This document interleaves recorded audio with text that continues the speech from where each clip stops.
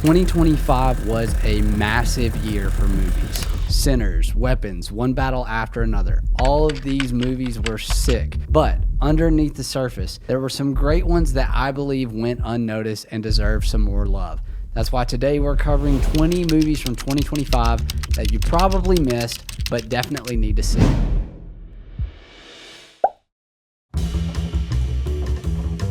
Dwayne "The Rock" Johnson. Please take more swings like this because you are a star. In an adaptation of UFC pioneer Mark Kerr, The Rock, or Dwayne "The Rock" Johnson, and Emily Blunt put on a 1-2 punch with some great performances. Johnson shows that he's not just a movie star, he's a bona fide actor. In a film wrought with paradoxes, he's able to find a sweet spot and play into the complexity of it all with so much charm and emotional punch. Many people had me convinced that this film was a flop, and I'm so glad that I didn't listen to them. I thoroughly enjoyed every bit of it. Look, guys, I liked Elio. There, I said it, I put it out there into the world. It's no Disney Pixar classic, but it's a fun enough spin on a space alien meets boy saga. I will say this though, one thing that Pixar continues to nail is speaking to everyone in the room. Kids, parents, dreamers, overthinkers.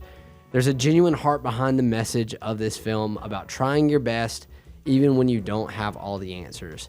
And while there are plenty of meaningful moments sprinkled throughout, the content feels more meaningful than memorable, but a solid entry into the canon of Pixar. Look, Paddington in Peru is no Paddington classic, and it's by no means Paddington 2, but to do that would be utterly impossible, right? In a family road trip style, the creative team of Paddington in Peru does everything they can to keep the magic alive.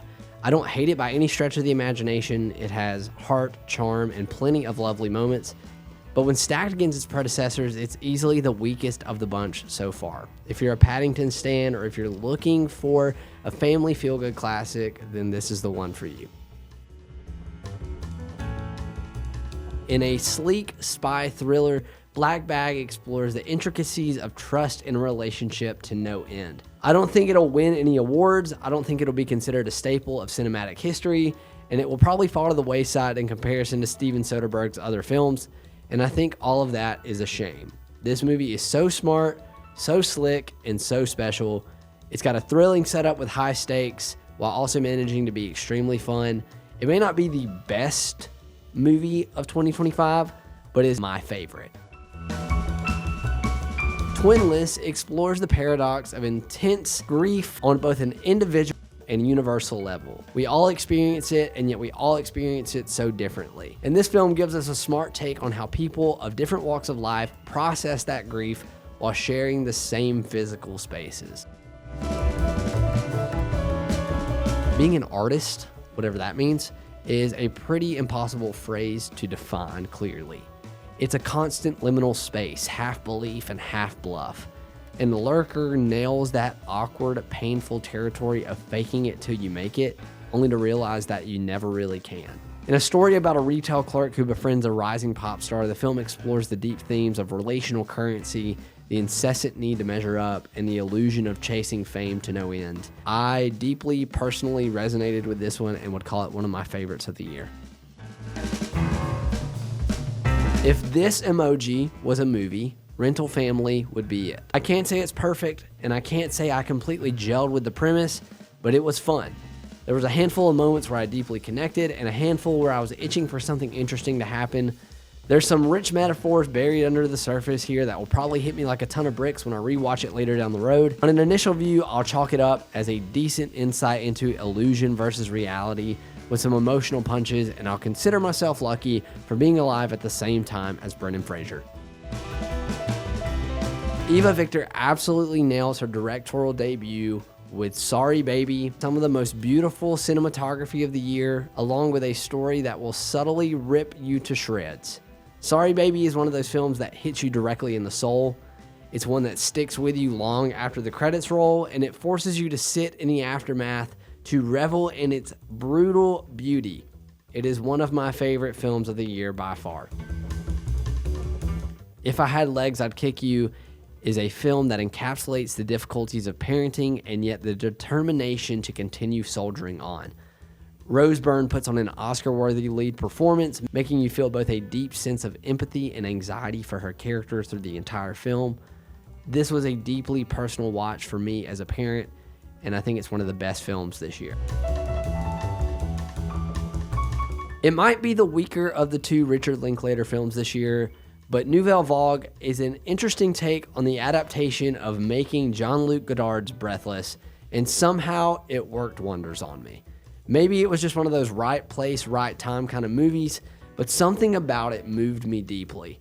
Linklater does a great job at making the mundane feel magical, and somehow he was able to capture the spirit of a creative endeavor perfectly in a premise that totally should have flopped.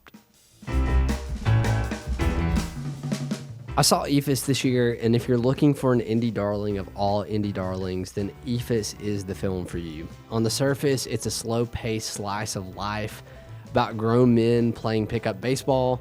Under the surface, it's a meditative, melancholic movie about friendship, aging, and America's pastime. It's slow on purpose, and it's an homage to our need to commune together over sports, entertainment, and the like. A great directorial debut for Carson Lund. As a high school teacher who has struggled with mental health, you can imagine how a movie starring Cillian Murphy as a mirror to a version of myself would just hit the spot. If you're a fan of good acting performances, gnarly cinematography, and pseudo-depressing cinema, Steve will check all of the boxes for you. The Battle of Wallis Island, this is my kind of movie. Even if it's not for everyone else, it's a quaint story of a lottery winner who tries to bring his favorite acoustic duo to his private island, despite them being broken up as a band and as a couple. And as weird as it sounds, it is so much fun. It's small in scale, big in emotion, quiet, contemplative, and yet somehow extremely funny and heartfelt all at once. One of the most slept on films of 2025 in my humble opinion. Set in the early 20th century America, Train Dreams offers us a glimpse into one man's life as he watches his life pass by. There's some incredibly moving sentiments about the passing of time, our place in this world, and the longing for a time long gone.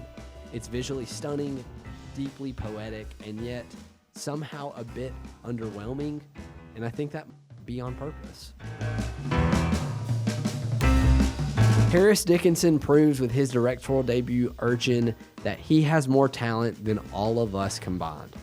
This story of a man battling addiction proves that simple stories about humans still work, and work well at that. The lead performance is stellar, the story does its job, and the final result is a refreshing take on an often covered trope in filmmaking. You guys remember earlier what I said about Linklater being magic and turning the mundane into something crazily, incredible? How he can take a concept that should never work and somehow turn it into a masterpiece? That's Blue Moon. Set in a bar room following the premiere of Roger and Hammerstein's Oklahoma, Ethan Hawke teams up with Linklater yet again to play a has-been legend, Lorenz Hart, in what turns out to be one of my favorite Linklater films to date. This film is so sad and yet so universal. In one breath, it feels like almost detached from our reality, making Hart's loneliness feel devastating. But it doesn't take long before Hawke's character becomes a mirror, holding up our own quiet fears and longings. No one wants to be forgotten. Everyone longs to be truly known, and Linklater gently reminds us that even the most ordinary life is full of cosmic weight, as long as someone is there to witness it. Are you looking for a break from the Netflix slot pile? Do you want to see Adam Sandler go toe-to-toe with movie star George Clooney? Are you in the mood for a little quiet reflection on parenthood, fame, and personal identity? Then look no further, because Jay Kelly is right up your alley. While not one of Baumbach's top-tier films, this part memoir drama, part buddy comedy does its job to highlight one thing and one thing only, that Clooney and Sandler are both so special to the world of film. I don't know about y'all, but I have season tickets for Jennifer Lawrence and Robert Pattinson. Whatever movie they are in, I am going to watch it. And that's why I watched Die My Love. In a painful roller coaster of insanity, Lynn Ramsey shows off both Lawrence and Pattinson's acting chops in a story about postpartum depression.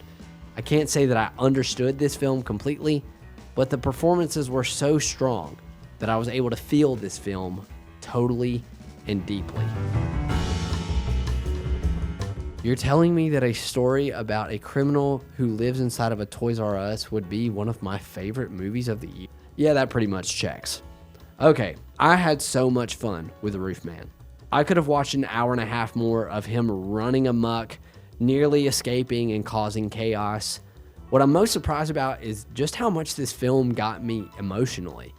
I felt a genuine connection to all of the characters, no matter how silly it got. I'm so mad that this didn't get a proper shot in theaters this year. We all missed out on something very special.